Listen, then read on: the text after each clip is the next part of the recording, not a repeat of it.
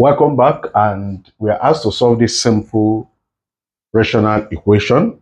And how do we do that? Of course, you can see that what they are literally asking us to do is to find the value of x. So what you just have to do is you can cross multiply. You use the denominator to multiply the numerator on the right hand side and 1 to multiply 9x. So this will be 9x equals 6 multiplied by x minus 2. And you have 9x equals 6x minus 12, right? So we subtract 9x from both sides. So we have, of course, 3x equals negative 12, right? So what do?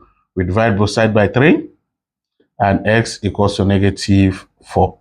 All right, so if our x equals to negative 4, let's say if we substitute x into this equation here, if it's going to be correct. So I will do it here. So I have 9, x is negative 4 over negative 4 minus 2. Will it be equals to 6? So we say 9 times negative 4 will give you negative 36 over negative 4 minus 2 is going to give you negative 6. Are they equals to 6? Let's see. So this can divide this. 36 divided by 6 is 6 equals 6. So that means our expression, our answer is negative 4 and is correct.